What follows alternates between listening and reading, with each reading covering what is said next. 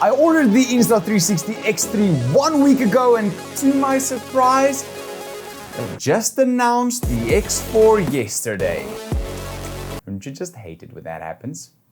So I'm left with the question, do I send back the Insta360 X3 and get the new X4?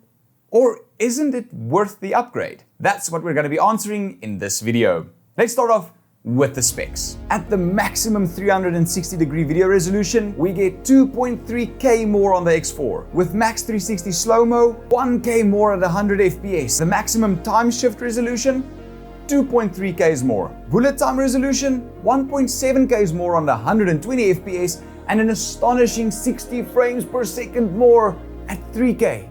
The battery on the X4 is also much bigger, 490 milliamp hours bigger. That gives us 54 minutes more of recording time. The X4 also has gesture control and a 0.21-inch bigger screen, but that all does come at a cost.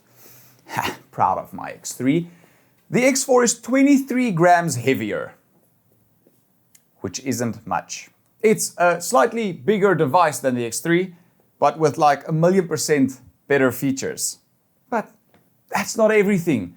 And like Peter McKinnon said in his video, I think this is one of those jumps in a product release where yes, it makes sense to upgrade. However, before you go ahead and order your X4, I know your hands are itching like mine, let's first think about use cases. What are we actually using the 360 cameras for at the moment? Well, yes, the 20% increase in resolution and whatnot is nice. Is it really worth it and needed? I mean, we're usually using the Insta360 cameras to establish location. It's wide angles, it's big. We don't zoom in on people's faces with the X3.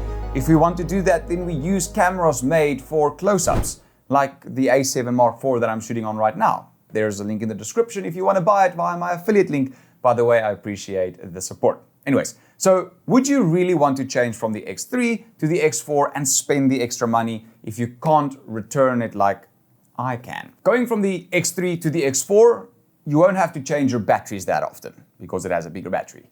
You also won't have to worry about scratching your lenses on the X4 because it comes with a screw cap lens protector.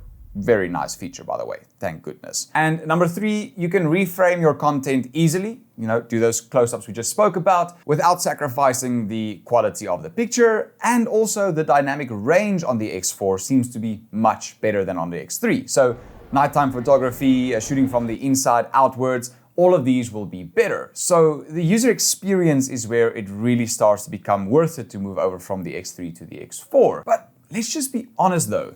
If you already have an X3, then you probably also have stick-on lens caps, extra batteries. You probably also only use the 360 cams for those context shots, giving your viewers like a wide-angle establishing idea of where you are. And that doesn't have to be 8K. We can't even view 8K on YouTube for Pete's sake. So the upgrade or not the upgrade? Am I going to be doing the upgrade?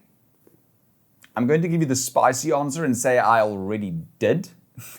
Because I can send it back, so I'm going to be doing that. I'm taking my opportunity as it comes. However, I don't think you really need to if you already have the X3 and you can't return it. It's not made to be your A cam. This is a B cam. It's just for extra wide angles. So you don't need 8K. You don't need everything the X4 can do if you already have the X3. Now, just thinking about it, how good has Microtech gotten in the last few years? I'm taking only my iPhone and the Insta360 X4 on my Italy trip, and I'm leaving my A7 Mark IV at home.